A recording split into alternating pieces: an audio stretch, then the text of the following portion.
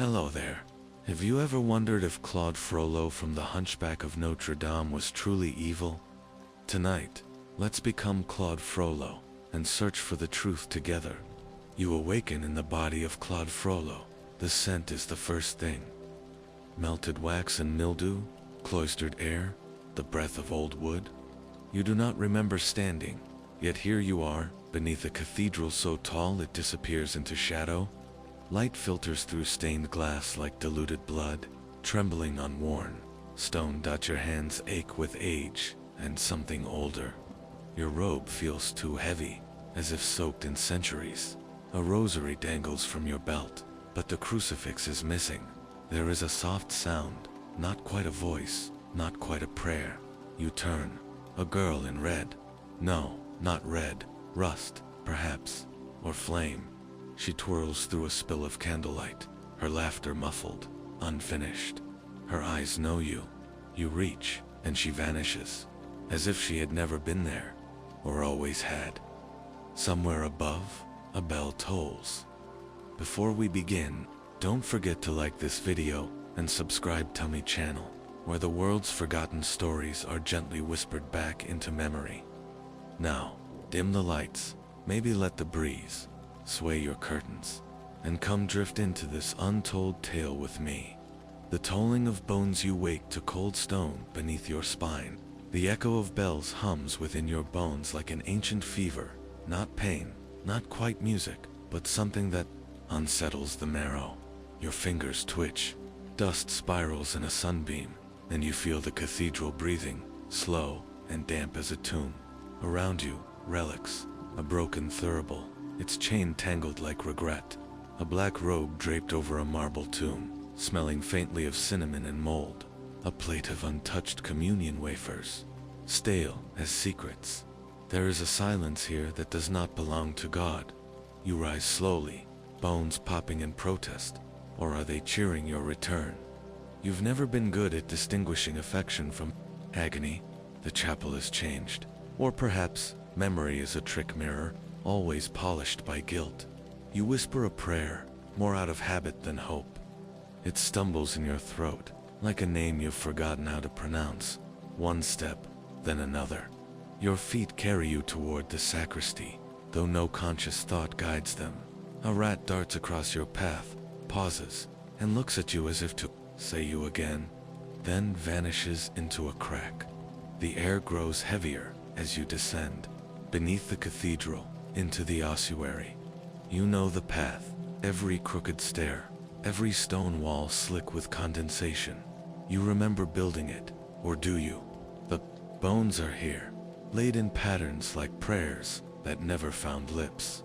Skulls stacked in spirals, femurs forming altars. It should be grotesque, but it feels like home. Some of these bones, you suspect, once knelt beside you in worship. Some may have whispered your name in confession. One small, bird-like. You swear you kissed once, beneath a fig tree. A candle flickers to life. Not by your hand. There she is again, the girl, the ghost, the ember, spinning slowly with arms outstretched, the hem of her skirt brushing centuries. Her laugh echoes through your chest. You speak. Her name, perhaps, or simply breath-made sound. She does not answer. Instead, she cups her hands around an invisible flame and leans toward you. Her lips do not move, but you hear her clearly. Do you remember what you asked for that night? You try to answer. Your voice collapses on the first syllable. She fades again, but not entirely. A red ribbon remains, snagged on the corner of a cracked altar. You touch it, a flood of memory, fire. A boy ringing bells until his hands bled.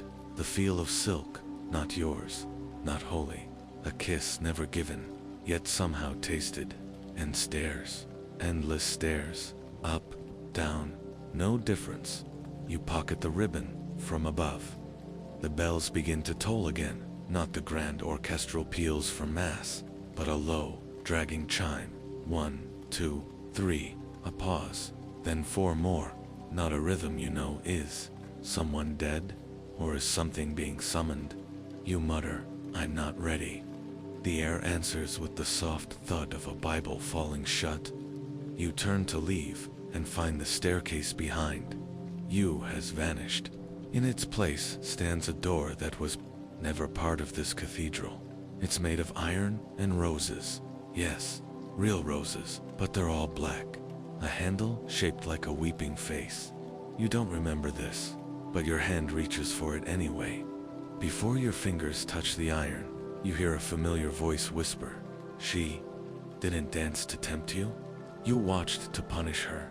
You spin, no one there. Only bones, dot, and a small cracked mirror leaning against a skull. You pick it up. Your reflection stares back, eyes too bright, mouth too tired, collar crooked. And behind you, just for a breath, her, but her eyes are full of pity. You drop the mirror. It doesn't break. A soft laugh rises from the bones. Beneath your feet, the door creaks open without your touch. You step through, and the bells fall silent. Asterisk, the sky above the cathedral is the color of old parchment soaked in ink, all streak and smear, no form. You step onto the roof like a trespasser. In your own mind, the soles of your shoes slipping slightly on wet stone. Rain has come and gone. It left everything glistening, as if the world wept and wiped its eyes too late. You know this place. Every spire is familiar, every gargoyle a name you once gave. You used to speak to them in Latin. Now, they only return, your gaze with stony silence, their mouths frozen in a mockery of prayer. A cracked goblet of wine sits on the ledge beside a sleeping pigeon. Not yours, not from now. You touch it anyway, and the wine inside shivers, red as remembrance, cold as guilt. Somewhere below, in the invisible streets of Paris, a violin begins to play. That tune, that impossible, twining melody. You grip the balustrade, as if it might anchor you. But the memory arrives all the same. A narrow alley, her fingers on a tambourine. Your own hands clenched so tightly, you bled crescent moons into your palms. There had been a moment, a real one, this time, when you could have spoken gently, said, "Gaul, be safe. You owe me nothing." But instead, you watched the rain fall on her bare shoulders, and said nothing. And the silence said everything. You walk now, your steps careful, not from fear, from familiarity. You've walked this roof 1,000 times, preaching sermons to a city that never listened. They heard the bells, never your warnings dot at your feet, rainwater pools and dips of ancient stone. You glimpse a reflection, distorted but unmistakable, your younger face, stern and clean-shaven, holding a book you never truly read. You kneel, the water shifts. A second reflection appears, beside yours. Quasimodo, older now, or perhaps just quieter. He does not smile, but his eyes do not burn with pain anymore. They shimmer with something else. Freedom, perhaps, or forgiveness. You cannot tell. You've never been good with things that soften. I failed you, you say, unsure if it's to him or yourself. The reflection doesn't reply, but the violin, music quickens, as if to hurry you along. You rise again. Something warm brushes your temple, the wind. A memory, a whisper curls against your ear. You could have loved her, you know. Gently, quietly. You turn too quickly. Slippery stone. A misstep, you fall, but not far. A net of ivy, thick and blooming, catches you. Not the sharp, hungry kind. This ivy smells like lavender and old books. You laugh, a little hysterical, a little relieved. You pull yourself back onto the ledge. Your sleeve snags on something. You tug, and out comes a letter. Folded once, sealed in wax, hidden between the stones. You hesitate, then break the seal. The ink has run, but you make out a few words. To whoever finds this, he wasn't always cruel. He loved books, and hot wine, and bells. He just forgot how to be kind. Please forgive him. There's no signature. You close your eyes. For a moment, the rain falls again, not on your skin, but in your memory. A courtyard. A woman leaning against a column, water tracing her collarbone. You holding a book with shaking hands, pretending to read while she laughed.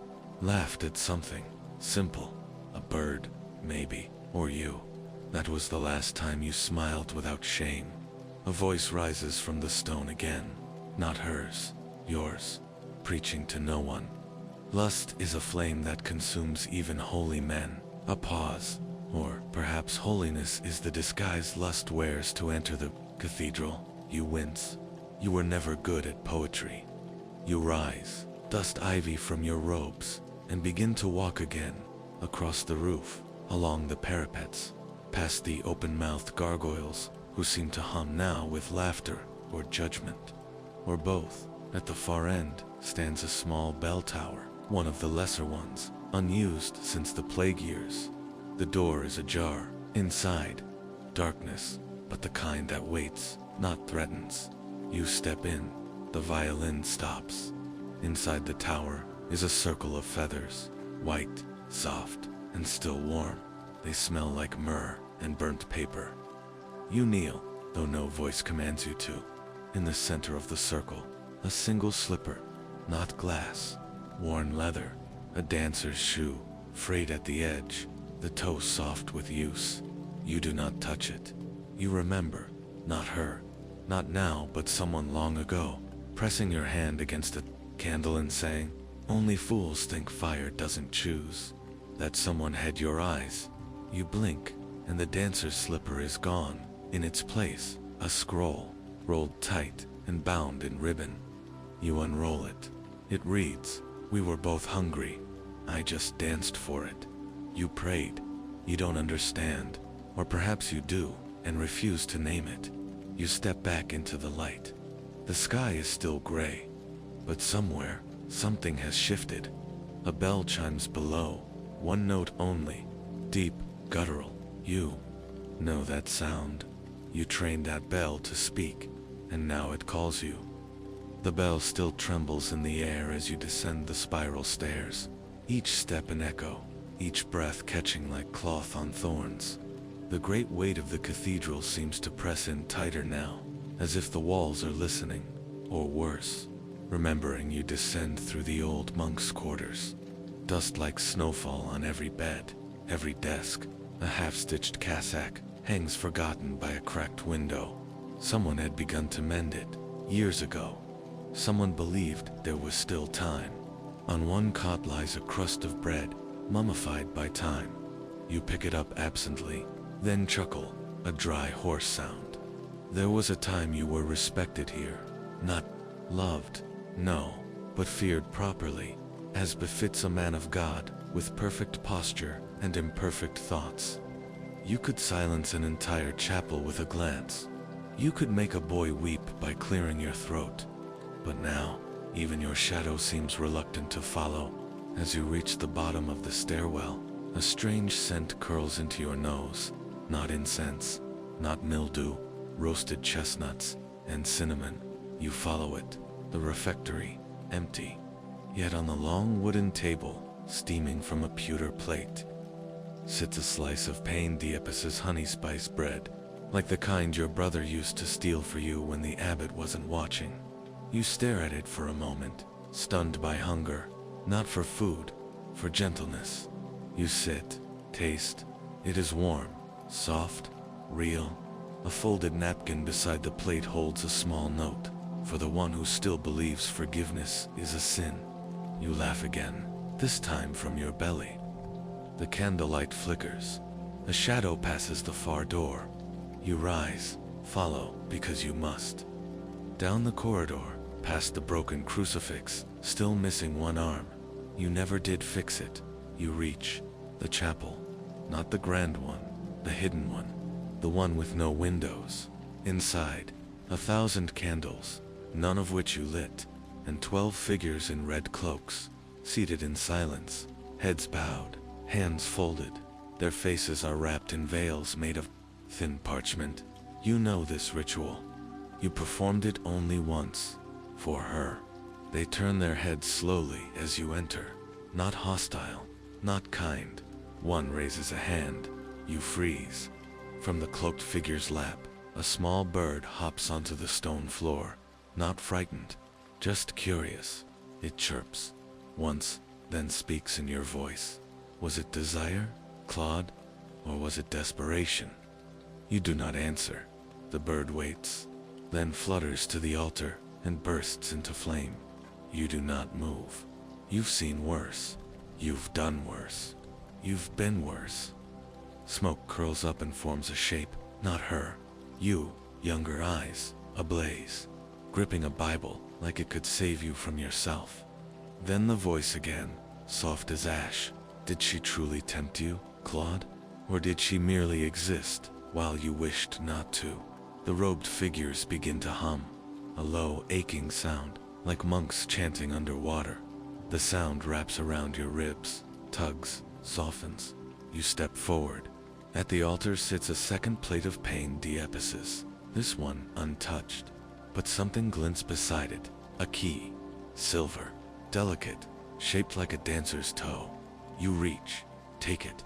The humming stops. The robed figures stand as one, and bow, then begin to weep.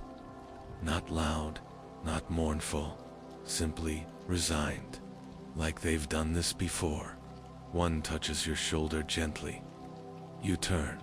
There's no face beneath the veil, only a mirror, and in it, her face, eyes sad, mouth open, about to say something.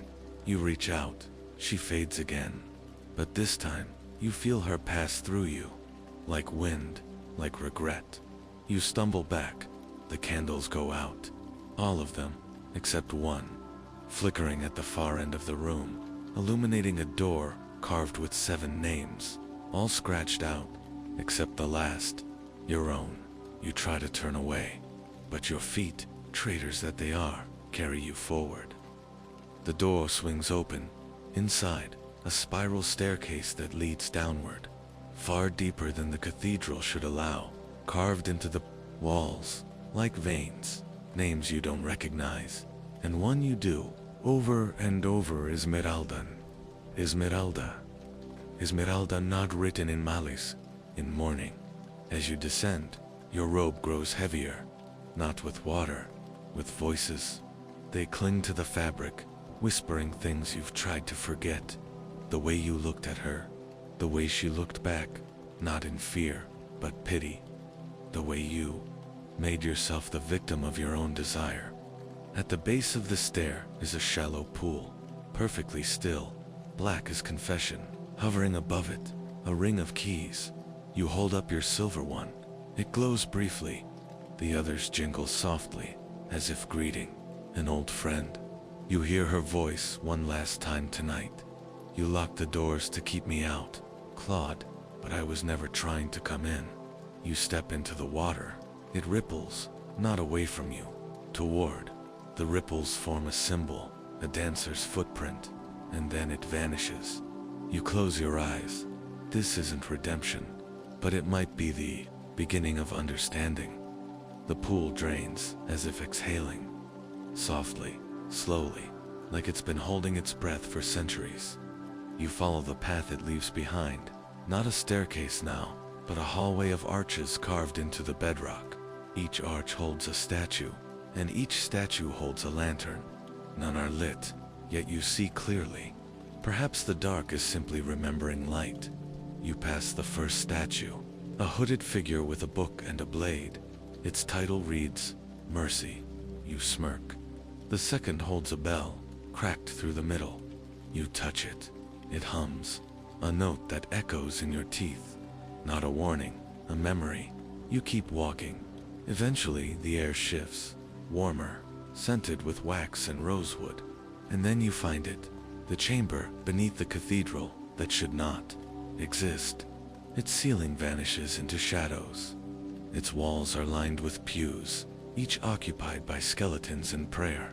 Their robes are bright red, blue, gold, preserved like silk in a tomb, as if they've been waiting for this moment. At the far end, an altar, not stone, not wood, a stage, a small one, ringed by wilted flowers, bits of ribbon, and wax coins. A stage for one. She used to dance here, didn't she? Not here, but in the places like this? Forgotten corners of power? Silent witnesses. You remember watching from the shadows, pretending not to watch. You had told yourself it was to protect her, but you were only protecting yourself. You step forward. The stage creaks like knees, bent in prayer, and then you hear it. The whisper of her ankle bells. There's no one there, and yet the sound wraps around you like wind through silk. You kneel at the edge of the stage. I thought I wanted your love, you whisper, but I only wanted your attention. The skeletons turn their heads toward you. One drops its rosary. You flinch, then laugh. You rise and turn toward the wall behind the stage. An inscription glows faintly. To love something is to cage it. To honor something is to let it dance. You reach into your robe, pull out the key. It burns faintly now, not hot, but warm, familiar, like the hilt of a sword you once wielded with conviction. You insert it into the lock at the base of the stage. Turn, a compartment opens. Inside, a pair of slippers. The same worn leather, but no longer frayed. Restored, cleaned, loved, and beneath them, a parchment. Your hand trembles as you unfold it. Claude, you never let me speak. So I wrote. You feared my freedom because it made you feel small, but you were already small. That's why I tried to teach you gentleness. You thought I danced to tempt, but I danced to survive. You fold the note again. There's no blood on it. Not this time. The bells on your wrist begin to chime softly. You freeze. You never wore bells, yet now you hear them, feel them. You lift your sleeve. Nothing there. Just skin, pale, soft, older. But something inside you is beginning to move. Not guilt, not yet. Something older, regret perhaps, but with gentler hands. You step onto the stage. The lanterns in the statue's hands begin to flicker. The skeletons begin to sway.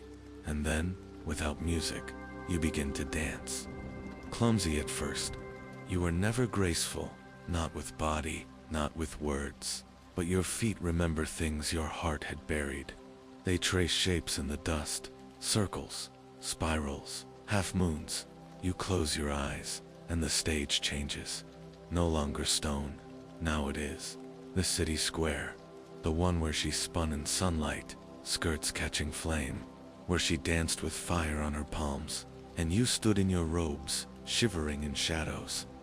You move through the memory now, but this time, she is not afraid of you. This time, she dances beside you. No words, just motion. Just forgiveness disguised as movement. The wind picks up. The petals from the wilted flowers rise and begin to spin around you. One lands on your tongue. You taste saffron and salt. You open your eyes. The skeletons have vanished. Only the stage remains. And at its edge, a mirror. You approach, expecting your own face, but it's hers. No longer sad, not smiling either, just watching. You lean close. Her voice echoes from behind the glass. Who was I, Claude? The temptress, the saint, or just a girl you never bothered to know? You don't answer, because now it's your turn to ask. And who were you to me? Esmeralda? My obsession? My punishment? Or the only one who ever saw me? The mirror shimmers, and then it breaks. Not into shards, but into feathers. You're laughing again. The feathers fall into your hair, your hands, your throat. One lands on your chest. It melts into your skin, and then you feel it. Not pain, release. The kind that comes not when you are forgiven, but when you stop demanding to be. You step down fro. The hallway is neither narrow nor wide. It shifts, like memory or mood. Each step you take is accompanied by the soft clink of bells, though you still wear none. You suspect they are not real bells at all, just echoes of things left unsaid. The air smells of paper and rose ash. You arrive at a door that isn't a door, just a velvet curtain. dark blue, embroidered with golden moths. You lift it and enter. You're in a library, but not one you've ever known. This one breathes. Shelves stretch upward into darkness and downward into still, silent wells. The books have no titles on their spines, only symbols: a candle, a weeping eye, a lock without a key. A black cat is asleep on one of the desks. You nearly jump when it opens one golden eye and yawns. Then it says, without looking at you, "Ah, you're late," but not the latest. You sit, not because you're tired, but because the room expects you to. The cat leaps to the floor, tail flicking like punctuation. "You're here to read, then?" "I don't know," you answer. "Good, that means you're ready." It pads to a shelf and selects a book with its teeth, drops it on the desk with a sound like thunder whispered through velvet. You open it. No words, only ink blots, pages and pages of them, shifting, changing. One turns into a bell tower, another into a silhouette, then her face, then yours. Not as you are, but as you once hoped to be. You close the book. The cat blinks. Painful. You nod. That's why they never get written, but they should. You try another book. This one hums softly. It smells of pine and regret. Its title appears slowly. Things I almost admitted to myself. You do not open it. Instead, you ask, why are they here? Who wrote them? You did, the cat says, and others, but mostly you. You laugh, softly. One book catches your eye, bound in red thread. It pulses slightly, like a vein. The cat warns you without words, but you reach for it. Inside, one sentence. She loved the way the bells sounded at sunset. You stare at the words. They stare back. Another page turns itself. And you loved how she never belonged to anyone, not even to herself. A third, but you wanted to own her anyway, didn't you? You whisper, I didn't mean to. The book sighs. The candle beside you flickers. But you did. You close the book and press your hands to your face. When you lower them, the cat is curled in your lap. Its purring sounds like rain on parchment. You're not the first villain to arrive here, it says, without looking at you, and you won't be the last. You scratch behind its ears. The purring deepens. The trick, it murmurs, is to stop trying to rewrite the story. Just read it. Let it stain your fingers. Let it stay. You nod. And for the first time, you listen. You read. Not to escape, but to remember. You read the book of the trial, where your eyes were not on the fire, but on her hands, trembling. You read the book of your prayers, not to God, but to silence. You read the book of your own childhood, the one where kindness was rationed like sugar. You laugh again. When you close the final book, the cat is gone, but in its place, a small scrap of paper, written in looping, uncertain script.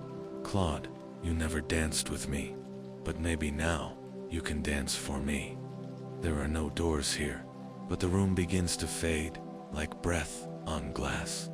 Books vanish, shelves fall upward, and you are standing, suddenly, in the bell tower again. But it is not night, it is dusk. Golden light spills across the stones. Dust hangs like glitter in still air. The bells are silent, but the city below, it hums, and then you hear it, from far, far below, a violin playing her song, not the one she danced for coins, the one she danced in secret, for herself, a song of softness, of a girl who was always more than a symbol, a girl who danced because she could not afford to scream. You lean against the railing, breathe, and from a hidden compartment in your sleeve, you pull a bell, tiny silver, the one she gave you once, when she thought you were kind. You never returned it, but now, you hold it up to your ear, and you listen. It does not ring, but somehow, it sings. The violin fades. You don't know if the music stopped, or if you simply drifted beyond the need to hear it. Either way, the silence feels earned now, not a punishment, but a quiet, After kneeling in too many cathedrals, you stand alone in the bell tower. Except, of course, you never really were alone, were you? You walk to the edge again. Below, the city exhales its centuries. The roofs are red with sunset, chimneys drawing shadows like long fingers across the narrow alleys. You remember how you once saw this view as a kingdom, a dominion of souls, a chessboard of sin. But now it just looks like a city trying to survive its own stories. You turn to the bells, bronze giants, once your voice to a god who never answered. You approach the oldest. Its name, barely etched in Latin, means promise. You touch it, and it hums beneath your palm, deeper than memory, deeper than regret. Your voice returns, dusty but intact. I tried to control the fire, Esmeralda, but it wasn't yours.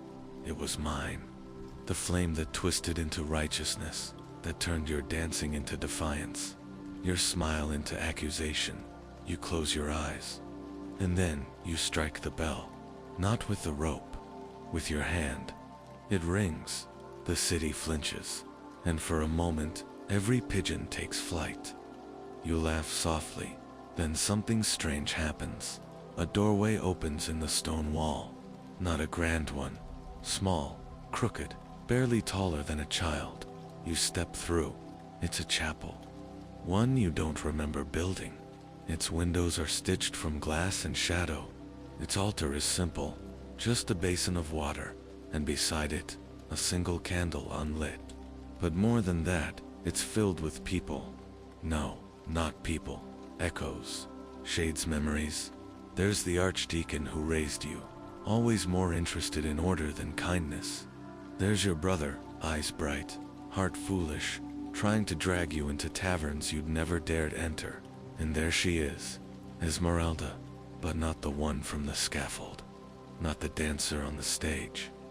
The girl behind the fire, quiet, observing, real.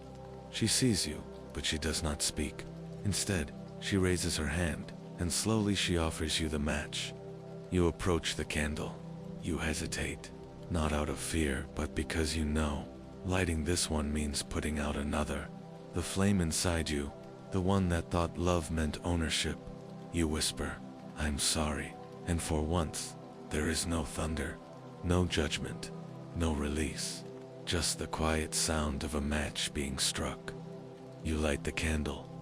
The room does not erupt, it simply breathes, and in that breath, the others fade, gently, as if returning to pages they were never meant to leave, except her. She stays, walks to the basin, dips her fingers in the water, and touches your forehead. You don't flinch. Not this time. The water is warm, and it smells like oranges. She smiles, not forgiveness, not farewell, just presence. And then, she turns to leave. But before she does, she places something at your feet. It's not a symbol, not a relic, not even a key. It's a pair of shoes. Yours, soft worn, yours from childhood. You stare at them. You hadn't remembered losing them. You kneel and touch them, leather-like memory, soles curved like old smiles. And then, her voice, for the first and last time, "Walk in these, Claude, not where you were feared, but where you were never known." You nod, and she is gone. You sit for a long while, candle flickering, shoes beside you. The bells above no longer feel like watchers, more like wind chimes in a forgotten garden. Eventually, you rise. You slip the shoes on. They still fit. You laugh again.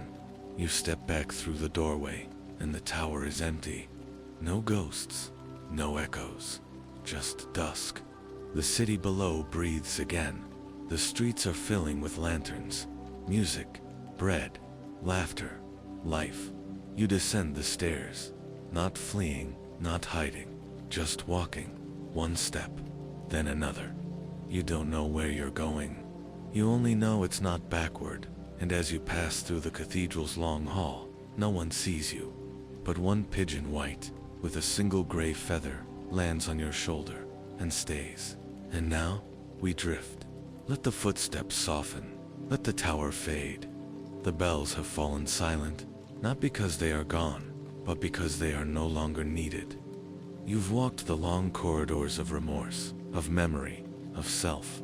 You've danced on the stage of ghosts, read confessions written in invisible ink, and lit a candle in a chapel that should not exist. And still some questions remain. Who was she, really? What would you have done if she'd smiled at you first? Or did she?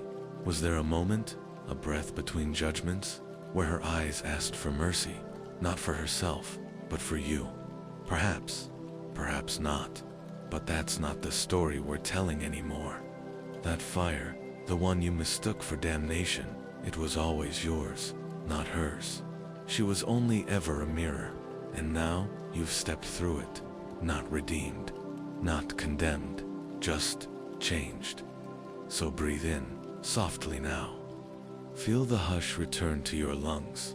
The tower, the bells, the books, they are all still there, in some corner of the dreaming world, waiting, watching.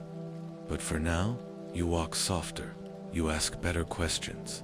You'll remember what it feels like to listen. Let the pigeon stay on your shoulder, its little claws gentle reminders that even wings need rest. And if, one evening,